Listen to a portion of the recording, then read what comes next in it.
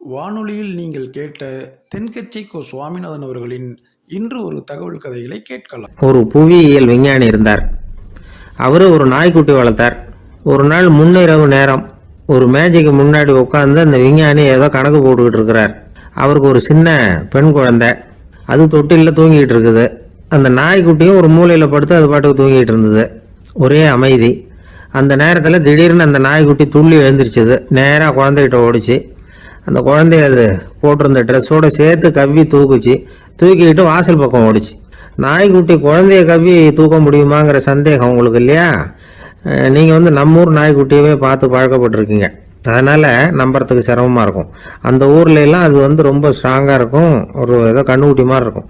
விஞ்ஞானி அதை பார்த்துட்டார். உடனே அந்த நாய்க்கு வெறி பிடிச்சிட்டுதுன்னு முடிவு பண்ணிட்டு தன்னோட கை துப்பாக்கியை எடுத்துக்கிட்டு ஓடி வந்தார். அவர் வெளியில நாய்க்குட்டி எங்க அப்படின்னு பார்த்து தேடுறார். அந்த நேரத்தில் அந்த வீடு இடிஞ்சு விழுது. காரணம் பூமி அதிர்ச்சி. இப்படி பூமி அதிர்ச்சி உண்டாக போகுதுங்கிறது அந்த நாய்க்குட்டிக்கு முன்னாடியே தெரிஞ்சு போச்சு.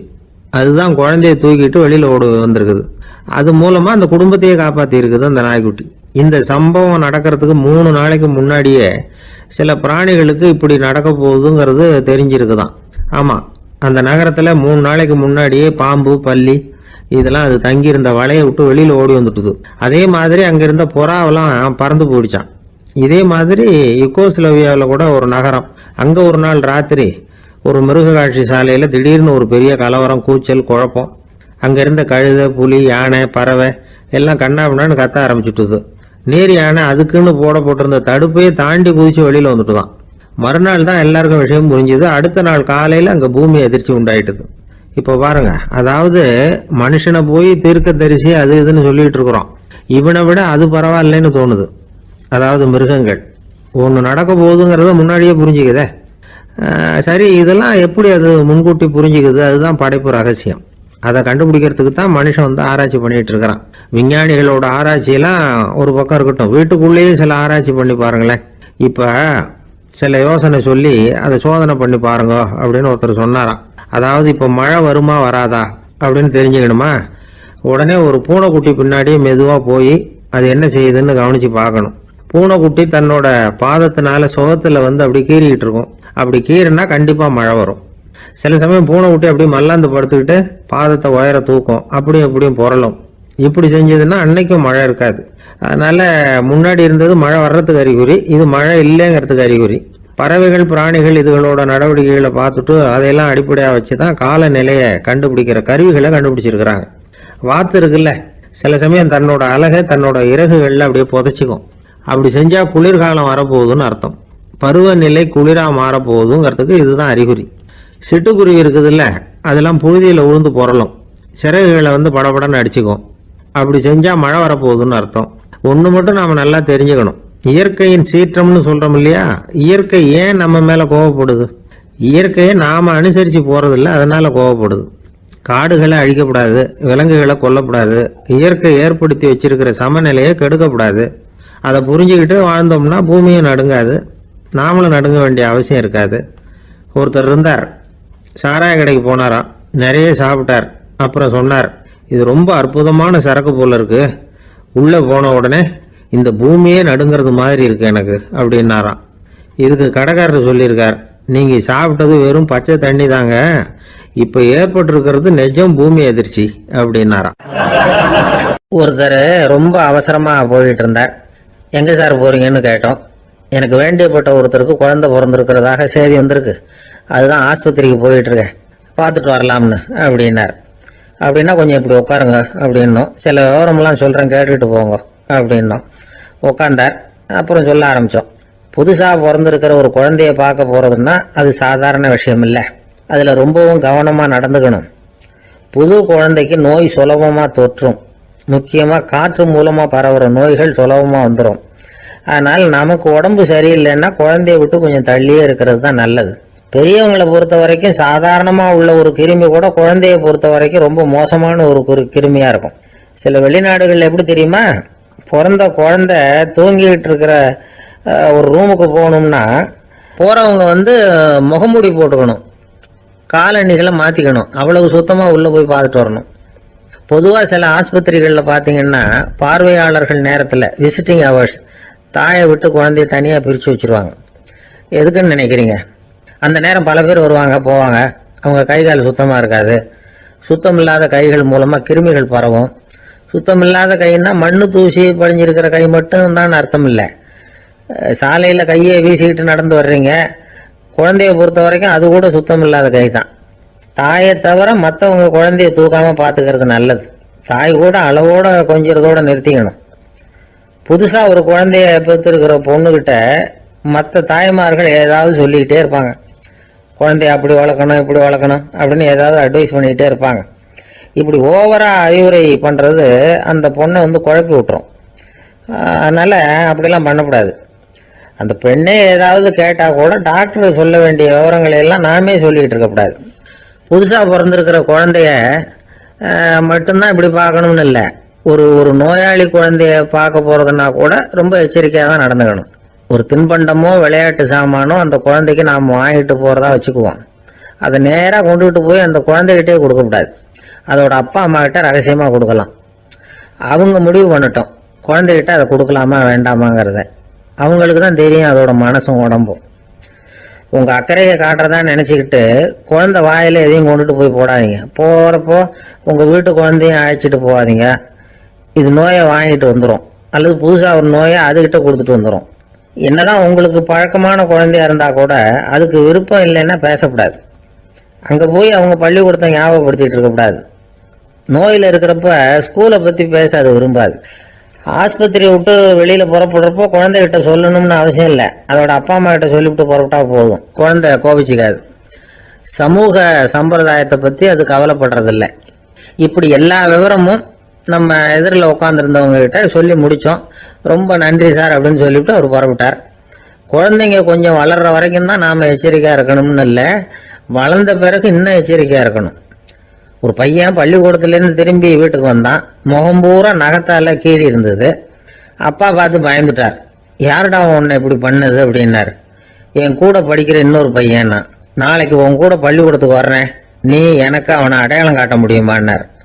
அது ரொம்ப சுலபம். நான் பையன் எப்படின்னார் அப்பா. அவன் காதில் ஒன்றை கையோடு எடுத்துகிட்டு வந்திருக்கிறேன், இதோ என் பையில தான் வச்சுருக்கேன் அப்படிங்கிறான் அந்த பையன். ஒரு பல்கலைக்கழகம், அங்கே ஒரு இலக்கிய பேராசிரியர். அவர் பாடம் நடத்திக்கிட்டு இருந்தார். ராபர்ட் ப்ரௌனிங் எழுதிய கவிதைகளை பற்றி சொல்லிகிட்டு இருக்கிறார். மாணவர்களும் ரொம்ப அக்கறையாக அதை கேட்டுக்கிட்டு இருக்கிறாங்க. ஒரு குறிப்பிட்ட கவிதையை பற்றி சொல்லும்பொழுது அந்த பேராசிரியருக்கே ஒரு சந்தேகம். அதாவது அந்த கவிதையின் சரியான அர்த்தம் என்னங்கிறதுல சந்தேகம். பேராசிரியர் யோசனை பண்ணார். அந்த கவிதையை முழுசாக புரிஞ்சிக்க முடியல. அதனால் மாணவர்களை பார்த்து சொன்னார், மாணவர்களே ஒரு நாள் பொறுத்துங்க, இந்த கவிதையை எழுதின கவிஞர் எங்கள் வீட்டுக்கு பக்கத்தில் தான் இருக்கிறார். இன்னைக்கு சாயந்தரம் நான் அவரை நேரிலேயே போய் பார்க்குறேன், பார்த்து இதுக்கு என்னங்க அர்த்தம்னு கேட்டுட்டு வந்துடுறேன், அதுக்கப்புறம் உங்ககிட்ட சொல்கிறேன் அப்படின்னாராம். அன்னைக்கு சாயந்தரமே அந்த பேராசிரியர் கவிஞரை தேடிக்கிட்டு போயிட்டார். கவிஞர் அவங்க வீட்டில் அவர் பாட்டு உட்காந்துருந்தாராம். இவர் போய் அவர் முன்னாடி உட்காந்தார். அப்புறம் கேட்டார், ஐயா அந்த கவிதையின் முழு பொருள் என்னன்னு தெரிஞ்சுட்டு போகிறதுக்காக வந்திருக்கிறேன் அப்படின்னாராம்.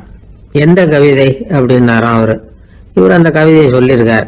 கவிஞர் கொஞ்சம் யோசனை பண்ணிவிட்டு அப்புறம் சொன்னாராம், பேராசிரியரே நீங்கள் கொஞ்சம் தாமதமாக வந்துட்டீங்கன்னாராம். இவருக்கு ஒன்றும் புரியல. நீங்கள் என்ன சொல்கிறீங்க, நான் தாமதமாக வந்துட்டேன்னா? நீங்கள் தான் உயிரோடு இருக்கிறீங்களே, அப்படி இருக்கும்போது நான் தாமதமாக வந்துட்டேன்னா அது எப்படி அப்படின்னு இவர் குழம்பி இருக்கிறார்.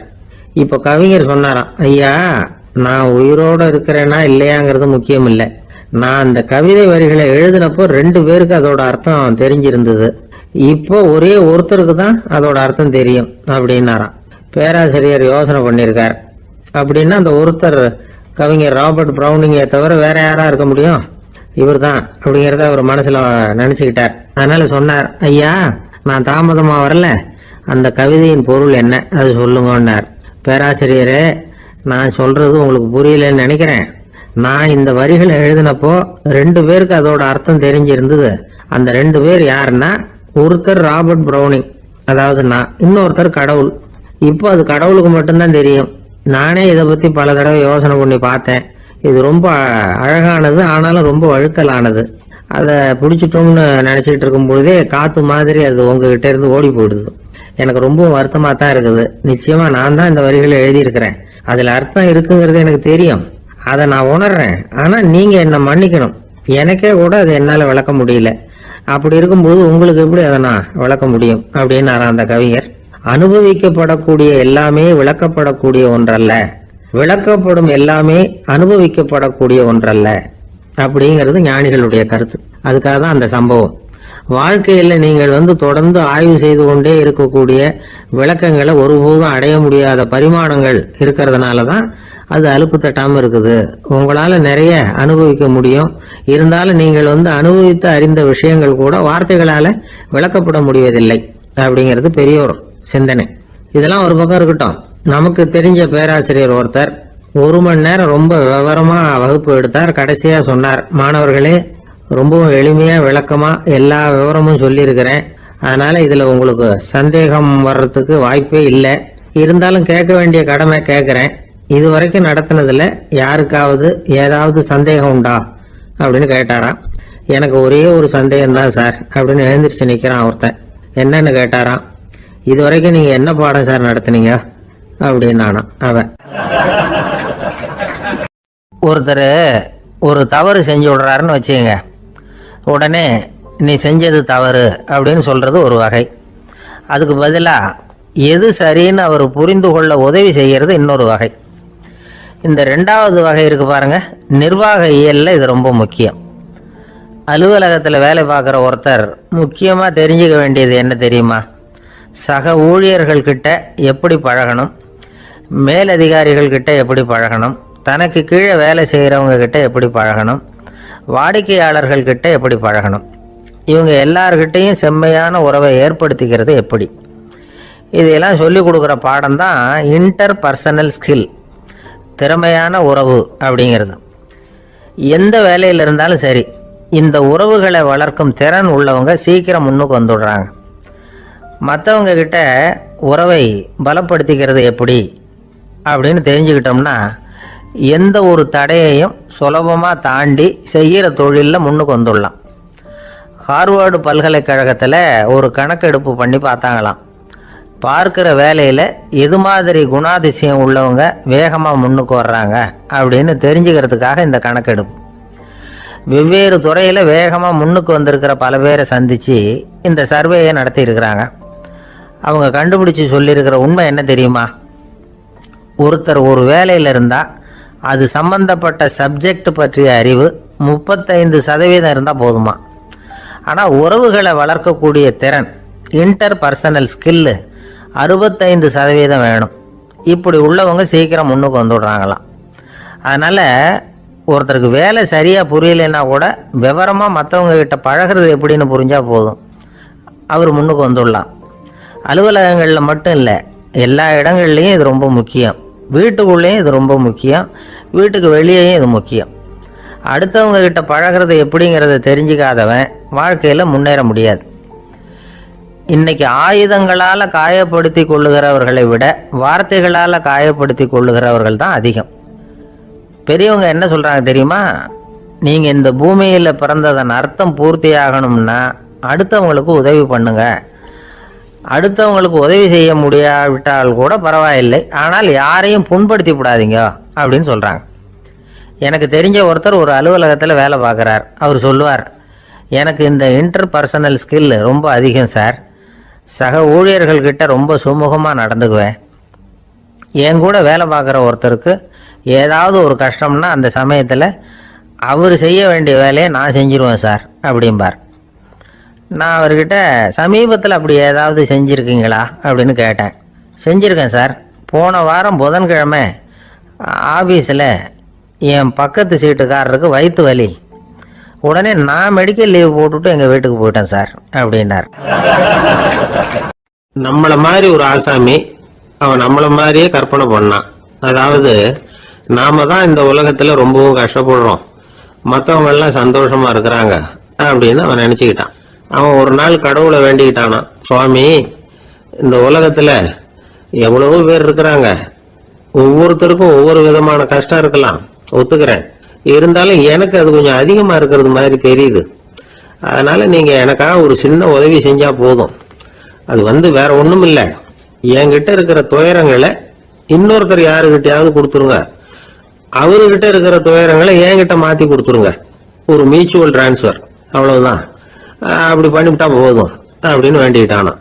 அன்னைக்கு ராத்திரியே அவன் ஒரு கனவு கண்டிருக்கான். வானத்திலிருந்து ஒரு குரல் கேட்டிருக்கு. அது என்ன சொல்லிச்சு தெரியுமா? ஏ ஜனங்களே, எல்லாரும் அவங்கவுங்க கஷ்டங்களை ஒரு பையில போட்டு எடுத்துக்குங்க, அப்படி எடுத்துக்கிட்டு நேரா இந்த ஊர் எல்லையில இருக்கிற கோயிலுக்கு வந்து சேருங்க அப்படின்னு அந்த குரல். ஆஹா, கடவுள் நம்ம பிரார்த்தனைக்கு செவி சாய்ச்சுட்டார் அப்படின்னு சந்தோஷப்பட்டான் இவன். உடனே என்ன பண்ணான்? தன்கிட்ட இருந்த கஷ்டத்தையெல்லாம் ஒரு சாக்கு பையில போட்டு எடுத்துக்கிட்டான். வீட்டை விட்டு வெளியில வந்தான். தெருவில் இறங்கி நடக்கிறான். அங்க பார்த்தா ஏகப்பட்ட பேர் ஆளுக்கு ஒரு பைய தூக்கிக்கிட்டு கோயிலுக்கு போயிட்டு இருக்கிறாங்க. சில பேர் மூட்டையா கட்டி தலையில சுமந்துக்கிட்டு போயிட்டு இருக்கிறாங்க. இவன் பார்த்தான். இவனுக்கு ரொம்ப ஆச்சரியமா இருந்தது. ஏன்னா எல்லாரும் வச்சிருக்கிற பைய இவன் பைய விட பெருசா இருந்தது. இவன் பை தான் இருக்கிறதுலயே கொஞ்சம் சின்னதா தெரிஞ்சது. இப்ப அவன் மறுபடியும் சாமியை வேண்டிக்கிட்டான். கடவுளே, இப்ப உள்ள சூழ்நிலையை கவனிச்சா என்கிட்ட இருக்கிற பைய பரவாயில்லன்னு தோணுது. அதனால வேற பை எதையும் மாத்த வேணாம், இதுவே பரவாயில்ல, இந்த பையோட திரும்பி வீட்டுக்கு போனா போதும்னு நினைக்கிறேன் அப்படின்னு ஏதோ நினைக்க ஆரம்பிச்சுட்டான். எல்லாரும் கோயிலுக்கு போய் சேர்ந்தாங்க. கோயில்ல அந்த குரல் மறுபடியும் கேட்டுது. எல்லாரும் அவங்கவுங்க பைகளை சோகத்துல தொங்க விடுங்க, திடீர்னு விளக்குகள் அணையும், மணி அடிக்கப்படும், அதுதான் அடையாளம். அந்த சமயத்துல இருட்டுல உங்களுக்கு வேண்டிய பைய நீங்க மாத்தி எடுத்துக்கலாம், தேர்ந்தெடுத்துக்கலாம். வெளிச்சம் இருக்கிறப்பவே உங்களுக்கு பிடிச்ச பைக்கு பக்கமா பார்த்து நீங்க நின்னுக்கலாம் அப்படின்னு சொல்லி விவரம் சொல்லிச்சான் அந்த குரல். அப்படி சொன்னதுக்கு அப்புறம் திடீர்னு விளக்கு அணைஞ்சுது, மணி அடிச்சுது. கொஞ்ச நேரம் கழிச்சு மறுபடியும் விளக்குகள்லாம் எரிஞ்சுது. இப்போ பார்த்தா எல்லாரும் அவங்கவுங்க பையையே கெட்டியா பிடிச்சிட்டு நிக்கிறாங்க. இவனும் அப்படியே நிக்கிறான். இவன் மெதுவா பக்கத்துல நிக்கிறவங்கிட்ட கேட்டானா, ஏன் நீங்க பைய கையிலேயே வச்சிருக்கிறீங்க, செவுத்துல மாட்டலையா அப்படின்னு கேட்டிருக்கான். இல்லப்பா, நீ ஏன் கையிலேயே வச்சிருக்கிறியோ அதே காரணத்துக்காக தான் நாங்களும் வச்சிருக்கிறோம். நம்ம கவலைகளை பத்தி நமக்கு ஓரளவுக்காவது தெரியும். ஆனா மற்றவங்க கவலைகள் நமக்கு பரிச்சயம் இல்லாதவை, பழக்கம் இல்லாதது. அதனால நமக்கு தெரிஞ்ச கவலைகளை சமாளிக்கிறது சுலபம். தெரியாததை சமாளிக்கணும்னா மறுபடியும் ஆரம்பத்துல இருந்து ஆரம்பிக்கணும். அதனால பழைய நண்பர்களோட வாழறது தான் மேல் அப்படின்னு ஆனான். அதுக்கப்புறம் அவன் தன்னோட பையே போதும்னு வீட்டுக்கு திரும்பி வந்துட்டானான். இது ஒரு பெரியவர் சொல்லி இருக்கிற கதை.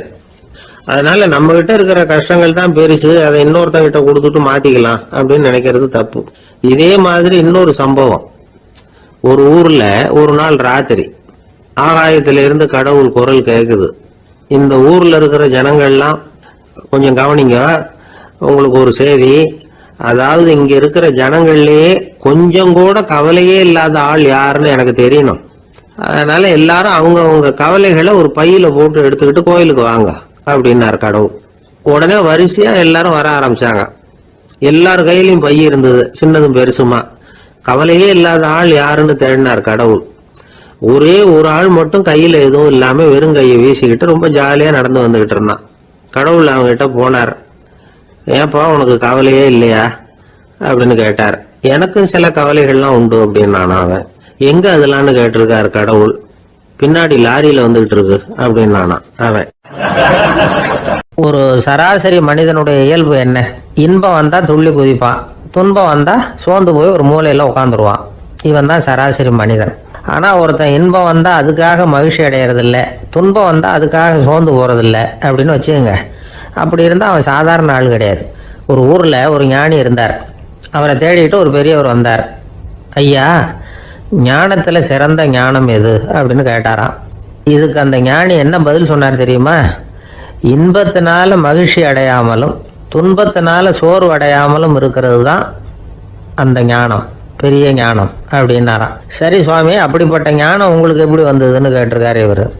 அதை நான் ஒரு கழுதைகிட்ட இருந்து கற்றுக்கிட்டேன் அப்படின்னாராம் அவர். இவருக்கு ஒன்றும் புரியல, ஒரு மாதிரியாக முழிச்சிருக்கிறார். இதை அவர் புரிஞ்சுக்கிட்டார். நீங்கள் நாளைக்கு காலையில் நம்முடைய ஆசிரமத்துக்கு வாங்க, புரிய வைக்கிறேன்னாராம். சரின்னு அவர் போயிட்டார். மறுநாள் காலையில் ஆசிரமத்துக்கு வந்து சேர்ந்தார். ஞானி அவரை கூப்பிட்டு உட்கார வச்சார். வாங்க, வந்து இப்படி உட்காருங்க, கொஞ்ச நேரத்தில் இந்த வழியாக ஒரு கழுதை போகும், அதை கவனித்து பாருங்கன்னாராம். இவருக்கு இன்னமும் ஒன்றும் புரியாமல் போச்சு. ஒரே குழப்பம். இருந்தாலும் அந்த ஞானி சொன்னது மாதிரியே உட்காந்துருக்கிறார். கொஞ்ச நேரத்தில் அந்த வழியாக ஒரு கழுதை போச்சு. அது முதுக நிறைய அழுக்கு மூட்டைகள், அதை சுமந்துக்கிட்டு போகுது. ஒரு சலவை தொழிலாளி அதை ஓட்டிகிட்டு போகிறார். கொஞ்சம் தூரத்தில் ஒரு ஆறு இருக்குது. அங்கே போய் துணியெல்லாம் சுத்தப்படுத்திக்கிட்டு சாயந்தரமாக திரும்பி இந்த வழியாக வருவாங்க. ஞானி சொன்னது மாதிரியே இந்த பெரியவர் அழுக்கு மூட்டையை சுமந்துக்கிட்டு போகிற அந்த கழுதையை கவனித்தார். கழுதை போயிட்டுது. அதுக்கப்புறம் ஞானியை திரும்பி பார்த்தார். இப்போ அந்த ஞானி சொன்னார், சாயந்தரம் வரைக்கும் நீங்கள் இங்கேயே இருக்கணும்னார். அதே மாதிரி இவர் இருந்தார். சாயந்தரமாக அந்த ஞானி சொன்னார், ஐயா இப்போ கொஞ்ச நேரத்தில் அந்த கழுதை இந்த வழியாக திரும்பி வரும், அதையும் கவனித்து பாருங்கன்னார். இவரும் கவனித்து பார்க்குறார். கழுதை வந்தது. அது முதுகில் சலவை செய்யப்பட்ட துணி மூட்டை. அது பாட்டுக்கு சுமந்துக்கிட்டு போய்கிட்டு இருக்குது. பெரியவருக்கு ஒன்றும் புரியல, பொறுமை இழந்துட்டார். சரி சுவாமி, இந்த கழுதைக்கும் உங்கள் ஞானத்துக்கும் என்ன சம்பந்தம் அப்படின்னார். இப்போ அந்த ஞானி விளக்கினார், ஐயா இந்த கழுதை இதே மாதிரி தினமும் காலையில் அழுக்கு மூட்டைகளை சுமந்துக்கிட்டு ஆற்றுக்கு போகுது, மாலையில் வெண்மையான சுத்தமான துணிகளை சுமந்துக்கிட்டு திரும்பி ஊருக்கு போகுது. காலையில் இது போகும்பொழுது முதுகில் அழுக்கு மூட்டைகளை சுமந்துக்கிட்டு போகிறோமேங்கிற வருத்தமும் அதுக்கு கிடையாது. சாயந்தரம் திரும்பி வரும்பொழுது சுத்தமான துணிகளை சுமந்துக்கிட்டு வர்றோமேங்கிற மகிழ்ச்சியும் அதுக்கு இல்லை. இதை பார்த்து தான் நான் அது மாதிரி ஞானத்தை கற்றுக்கிட்டேன் அப்படின்னாராம். அதனால் யார் கற்றுக் கொடுக்குறாங்க அப்படிங்கிறத விட எதை கற்றுக்கிறோம் அப்படிங்கிறது தான் முக்கியம். ஒரு சினிமா பார்க்குறோம், ஒரு அருவி கொட்டுறது மாதிரி காட்சி வருது, தண்ணீர் வழியுது. படம் முடிஞ்சதும் பார்த்தீங்கன்னா அந்த திரை என்ன நனைஞ்சு போயா இருக்கும். ஒரு தீப்பிடிச்சு எரியிற காட்சியே சினிமாவில் பார்க்குறீங்க, காட்சி முடிஞ்சதும் அந்த வெண் திரையே கருகி போயா இருக்கும். படத்தில் வர்ற தண்ணீரும் நெருப்பும் அந்த திரையை பாதிக்கிறது இல்லை. நாம் அந்த திரை மாதிரி இருக்கிறதுக்கு கற்றுக்கணுமா. அந்த பக்குவம் வந்துவிட்டதுன்னா இன்பமும் துன்பமும் நம்ம எதுவும் செய்யாது. ஒரு சினிமாவை பார்க்குற வரைக்கும் சிரிக்கலாம், அழலாம். பார்த்துட்டு வெளியில் வரும்பொழுது அழுதுகிட்டே வரக்கூடாது. ஒருத்தர் வந்தார், அப்படி படம் முடிஞ்சு வெளியில் வரும்பொழுது அருவி மாதிரி கண்ணீர் சிந்திக்கிட்டே வரார். ஏன் சார் படம் அவ்வளவு சோகமா அப்படின்னு கேட்டார். இன்னொருத்தர், இல்லை சார் கூட்டம் ரொம்ப குறைச்சல் சார், மொத்தம் படம் பார்க்க வந்தவங்களே 15 பேர் தான் சார் அப்படின்னார் கண்ணீரை தொடச்சிக்கிட்டே. அதுக்கு நீங்கள் ஏன் சார் அழறீங்கன்னு கேட்டார் அவர். இந்த படத்தோட தயாரிப்பாளரே நான் தான் சார் அப்படின்னாரா இவர். ஒரு ஊரில் ஒரு ஆள் இருந்தான். அவனுக்கு ஒரே ஒரு மகள். அவளை நல்ல இடத்துல கட்டி கொடுக்கணும்னு ஆசைப்பட்டான். அதுக்காக மாப்பிள்ளை தேடிட்டு இருந்தான்.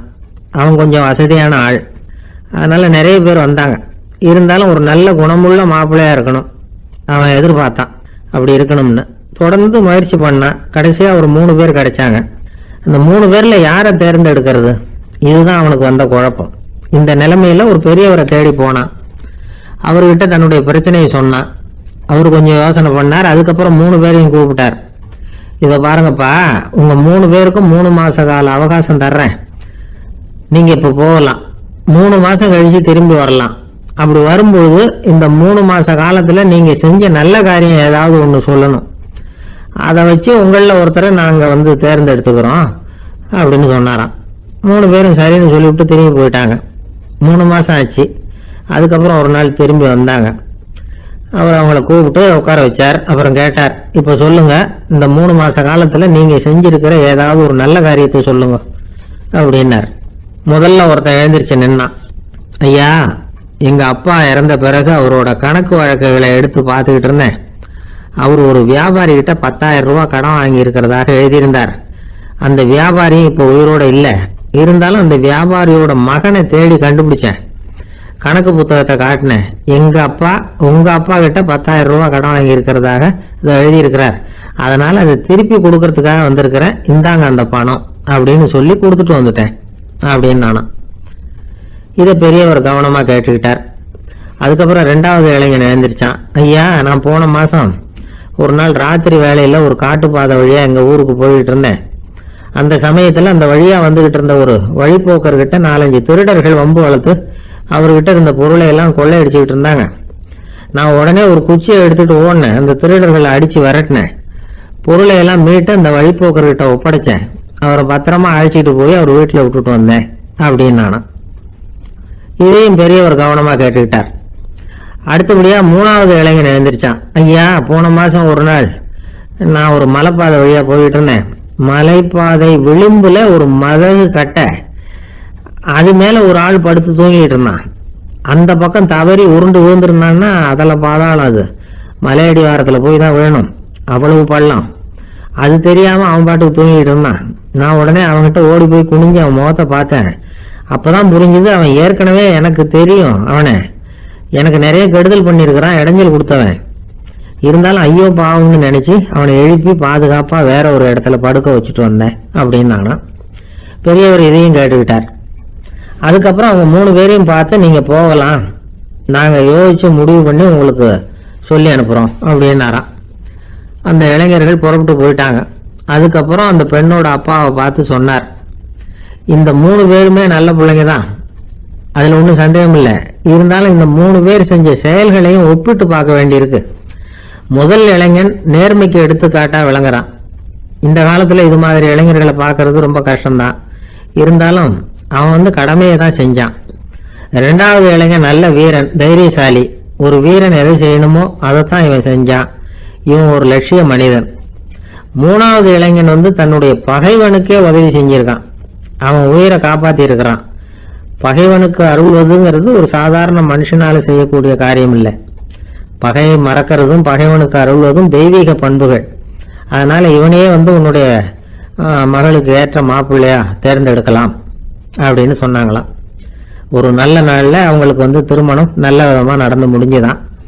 இது சுவாமி சின்மயானந்தர் சொல்லியிருக்கிற ஒரு கதை. இதிலிருந்து நாம் புரிந்து கொள்ள வேண்டிய ஒரு கருத்து, நமக்கு கெடுதல் பண்ணவங்களுக்கும் நாம் நல்லது செய்யணும். ஆனால் நடைமுறையில் அப்படி நம்மளால் செய்ய முடியறதில்ல. அதுதான் சிக்கல். நம்மால் ஒருத்தங்கிட்ட கேட்டேன், ஏண்டா உன்னுடைய பகைவன் ஒருத்தன் அது மாதிரி ஒரு மலைப்பாத மதகு கட்டையில் படுத்திருந்தா உடனே நீ என்ன நினைப்ப அப்படின்னு கேட்டோம். இது ஒரு அருமையான சந்தர்ப்பம்னு நினைப்பேன் அப்படின்னா. எதுக்குன்னு கேட்டோம். அவனை அந்த பக்கமாக உருட்டி கீழே தள்ளுறதுக்கு அப்படின்னா. ஒரு ஊர்ல ஒரு துறவி இருந்தார், புத்த சமய துறவி. அந்த ஊர் மன்னன் அவரை பத்தி கேள்விப்பட்டிருக்கான். ஒரு நாள் புறப்பட்டு போனான், துறவியின் பாதங்களை தொட்டு வணங்கினான். அதுக்கப்புறம் சொன்னான், ஐயா, நான் உங்களை அரண்மனைக்கு அழைச்சிட்டு போறதுக்காக வந்திருக்கிறேன். இனிமே நீங்க இங்க எதுக்கு இருக்கணும் அப்படின்னானா. அவன் மனசுக்குள்ள என்ன நினைப்புன்னா, இவர் எங்க வர போறாரு, நான் ரொம்ப எளிமையானவன், எனக்கு எதுக்கு அரண்மனை வாசம்னு சொல்லி விடுவார் அப்படின்னு நினைச்சிருக்கான். ஆனா அந்த துறவி என்ன பண்ணார் தெரியுமா? அப்படியா, சரி போகலாம், வா, போய் உன் ரதத்தை கொண்டுட்டு வா, அரண்மனைக்கு போகும்போது அதுக்கு தகுந்த மாதிரி ஆடம்பரமா போகணும் அப்படின்னு விட்டாரான். துறவி இப்படி சொன்னதும் அந்த மன்னனுக்கு மனசுக்குள்ள சந்தேகம் வந்துட்டுது. இவர் உண்மையிலேயே துறவி தானா, ஏமாத்து பேர் வழி மாதிரி தெரியுதே அப்படின்னு நினைச்சிருக்கான். இருந்தாலும் இனிமே என்ன பண்றது, சொல்லியாச்சு. ரதத்தை கொண்டுட்டு வந்தான். துறவி ஏறி உக்காந்தார். பக்கத்துல ராஜா. அவர் ரொம்ப உற்சாகமா வரார். இவன் ரொம்ப சோர்ந்து போய் வரான். துறவி மரத்தடியிலேயே வாழ்ந்து பழக்கப்பட்டவர், அரண்மனையில எளிமையா ஒரு இடத்துல உட்காந்துக்குவார் அப்படின்னு நினைச்சான். ஆனா அப்படி இல்லை. அரண்மனைக்கு வந்த உடனே அந்த துறவி அதை கொண்டுட்டு வா, இதை கொண்டுட்டு வான்னு சொல்லி உத்தரவு போட ஆரம்பிச்சுட்டார். அரண்மனையில இருந்தா அரசனை மாதிரி இருக்கணும் அப்படிங்கிறார். ராத்திரி பூரா சௌரியமா தூங்கினார். பகல்ல அரண்மனை தோட்டத்துல உலாவ வேண்டியது, நீச்சல் குளத்துல குளிக்க வேண்டியது, இப்படியே பொழுது போக்கிட்டு இருக்கிறார். அந்த அரண்மனையில துறவி மகிழ்ச்சியா இருக்கிறார். மன்னனால அப்படி இருக்க முடியல. அவருக்கு எந்த கவலையும் இல்லை, இவனுக்கு அரசாங்க கவலைகள். துறவி அப்படி இருக்கிறத இவனால தாங்கிக்க முடியல.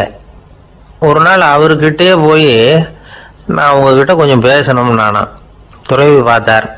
நான் இந்த அரண்மனைக்கு வரும்பொழுதே நீ என்னமோ என்கிட்ட கேட்கணும்னு நினைச்ச, ஏன் காலதாமதம், நீ அனாவசியமா உன்னையே தொந்தரவு பண்ணிட்டு இருக்கிற, நீ கவலையா இருக்கேங்கிறது எனக்கு புரியுது. நான் மரத்தடியில் இருந்தப்போ கூட என்னை அடிக்கடி சந்திச்சுக்கிட்டு இருப்ப, ஏதாவது விளக்கம் கேட்கறது உண்டு. இங்க வந்த பிறகு என்னை சந்திக்கிறது கூட அபூர்வமா போயிட்டுது. நீ இப்போ என்ன கேட்க போறேங்கிறது எனக்கு தெரியும், இருந்தாலும் கேள் அப்படின்னாராம். வேற ஒன்றும் இல்லைங்க, இப்போ உங்களுக்கும் எனக்கு என்ன வித்தியாசம், 2 பேரும் அரண்மனையில தான் இருக்கிறோம். நீங்க மகிழ்ச்சியா இருக்கிறீங்க, நான் அப்படி இருக்க முடியல. இவ்வளவுக்கும் நீங்க முன்னாடி இருந்தது மாதிரி இல்லை. தினமும் தங்க தேர் கேட்குறீங்க, உயர்தரமான ஆடைகள் அணிகிறீங்க, சுவையான சாப்பாடு. இப்படி இருக்கிறப்போ உங்களுக்கு எனக்கு என்ன வித்தியாசம்? இதுதான் மன்னனுடைய கேள்வி. இதுக்கு பதில் சொல்றேன், என் கூட புறப்பட்டு வா, இந்த நகரத்துக்கு வெளியில போவோம் அப்படின்னு சொல்லி அரசனை கூப்பிட்டுக்கிட்டு ஊர் எல்லைக்கு சேர்ந்தார் துறவி. அங்க போய் சொன்னார், இதை பாருப்பா, இந்த இடத்த தான் தேடிட்டு இருந்தேன். இனிமே நான் திரும்பி வர போறதில்லை. நீ என்னோட வர்றியா திரும்பி போறியா அப்படின்னார். நான் எப்படிங்க உங்கள் கூட வர முடியும்? என்னுடைய நாடு, என்னுடைய சொத்துக்கள், மனைவி, மக்கள் எல்லாத்தையும் விட்டுட்டு எப்படிங்க வர்றதுன்னா. இப்போ அந்த துறவி சொன்னார், இப்போ வித்தியாசத்தை தெரிஞ்சுக்கிட்டியா? நான் அரண்மனையில் இருந்தேன், எல்லா வித பொருள்களும் உடையவனாக இருந்தேன், ஆனால் எதையும் சொந்தம் கொண்டாடுறவனா இருக்கல.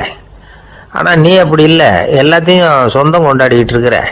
இதுதான் நமக்குள்ள வித்தியாசம் அப்படின்னு சொன்னார். அரண்மனை ஆடைகளை அப்படியே கலைஞ்சார், அரசங்கிட்ட கொடுத்தார். உன்னுடைய ஆடைகளை நீயே வச்சுக்கோன்னார். அவர் பாட்டுக்கு நடந்து போனார், திரும்பியே பார்க்கல.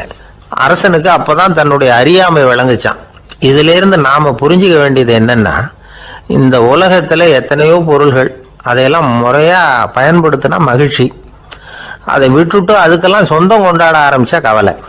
நம்ம ஆட்கள் சொந்தம் கொண்டாடுற விதமே தனி. ஒரு ஆள் இன்னொருத்தங்கிட்ட ஒரு கொடை கடன் வாங்கியிருந்தான், திருப்பி கொடுக்கல.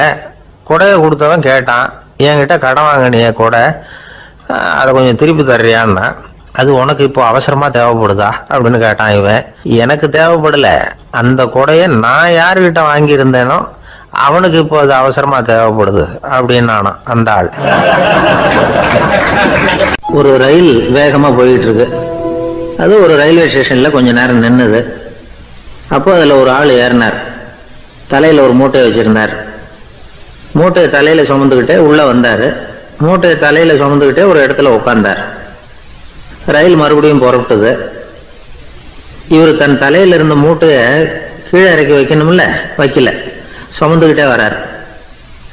எதிரில் உட்காந்துருந்தவர் கேட்டார், ஏங்க ஏன் இப்படியே உட்காந்துருக்குறீங்க தலையில் மூட்டையை வச்சுக்கிட்டு?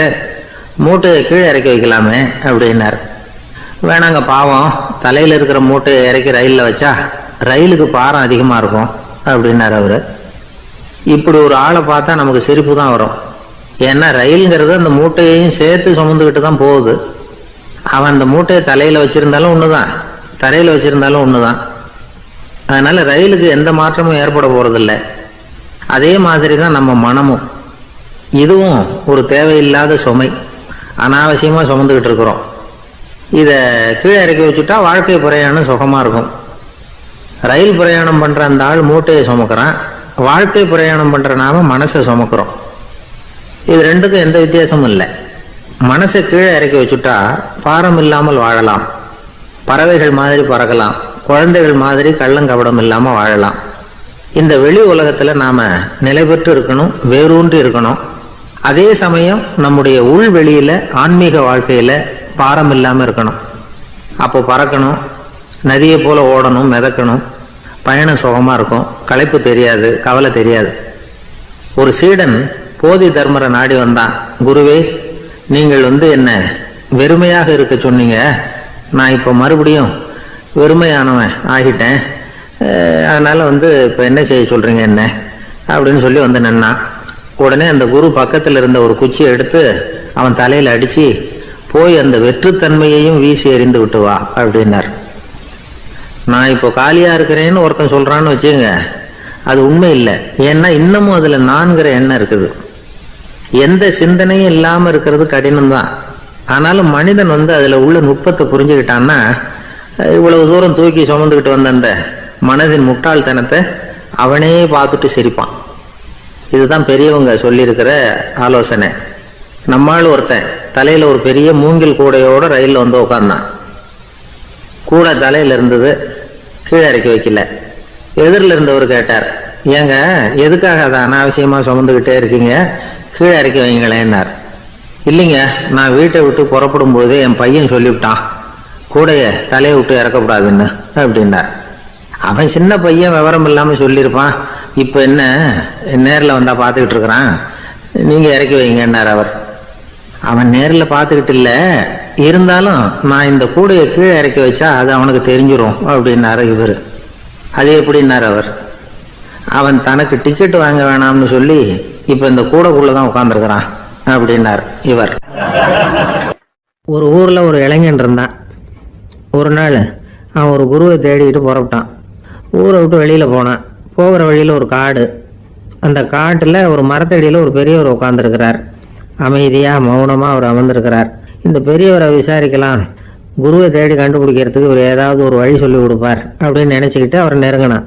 ஐயா, எனக்கு ஒரு குரு தேவை, எங்கே கிடைப்பார், அவரை எப்படி அடையாளம் கண்டுபிடிக்கிறது, அதை பற்றி ஏதாவது விவரம் சொன்னீங்கன்னா நான் கண்டுபிடிச்சிக்குவேன் அப்படின்ட்டுருக்கான். பெரியவர் நிமிர்ந்து பார்த்தார். தம்பி, அது ரொம்ப சுலபம். அவர் வயசானவராக இருப்பார், என்னை விட சுமார் 30 வயசு அதிகமாக இருக்கும். அவர் ஒரு மரத்தடியில் தான் உட்காந்துருப்பார் அப்படின்ட்டுருக்கான். சரிங்க பெரியவரே, அது என்ன மாதிரியான மரம், எப்படி இருக்கும் அப்படின்னு கேட்டிருக்கான். பெரியவர் அந்த விவரங்களையும் சொல்லியிருக்கிறாரு. அது மட்டும் இல்லை, சந்திக்கிற நாள், நேரம், வினாடி முதற்கொண்டு எல்லா விவரங்களையும் துல்லியமாக சொன்னாராம்.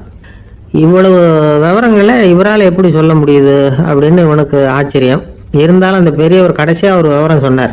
அது என்ன தெரியுமா, எப்படியும் நீ அவரை சந்திக்கிறதுக்கு ஒரு 30 வருஷம் ஆகும் அப்படின்னு சொல்லிவிட்டாராம். ரொம்ப நன்றிங்க பெரியவரே அப்படின்னு சொல்லிவிட்டு அந்த இளைஞன் புறப்பட்டுருக்கான். இப்போ அவனுக்கு குரு பற்றின விவரம் எல்லாம் கிடைச்சிட்டுது, சந்திக்கிற நேரமும் தெரிஞ்சுட்டுது. ஆனால் 30 வருஷம் அவரை தேடி அலைய வேண்டியிருக்குமே. அவன் தேட ஆரம்பித்தான். காடு மலை எல்லாம் சுற்றி அலைஞ்சான்.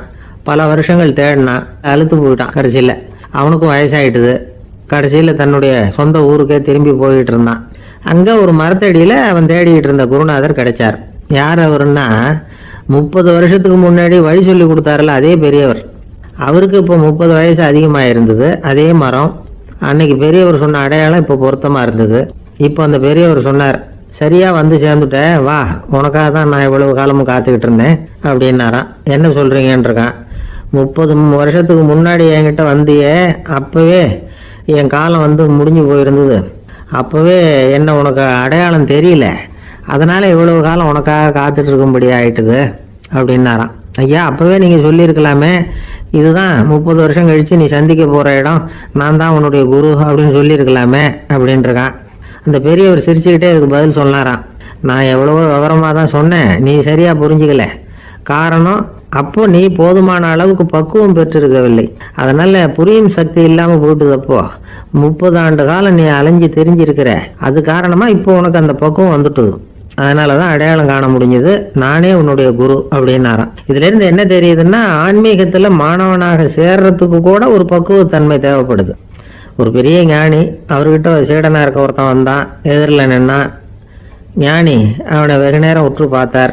அப்புறம் சொன்னார், சீடனாக இருக்கிறது ரொம்ப சிரமம்னார். நான் தயாராக இருக்கிறேன்னா. அது இன்னமும் சிரமமாச்சே, இங்கே வந்து குருவாக இருக்கிறது மட்டுமே சுலபம் அப்படின்னாராம். அப்படின்னா நான் குருவாகவே ஆயிடுறேன் அப்படின்னானா. இது போலவே இந்த காலத்தில் கதை ஒன்று உண்டு. ஒரு பள்ளிக்கூடத்தில் வகுப்பு ஆசிரியர் மாணவனை திட்டிக்கிட்டு இருந்தார். டேய், நீ 100க்கு 10 மார்க்கு தான் வாங்கிட்டு இருக்க, இவ்வளவு மோசமாக நீ படித்தா கடைசியில் மாடு மேய்க்கிறது கூட லாய்க்கு இல்லாதவனா ஆயிடுவேன், அதுக்கப்புறம் என்ன செய்ய போகிறேன் அப்படின்னாராம். பையன் தலையை சொரிஞ்சிக்கிட்டே சொன்னானா, சார் அப்படின்னா ஒன்று செய்கிறேன் அப்படின்னானா. இவர் கேட்டிருக்கார், என்ன செய்ய போகிறேன்னு. வேற என்ன சார், உங்களை மாதிரி ஒரு ஆசிரியர் ஆகிடுறேன் அப்படின்னானா.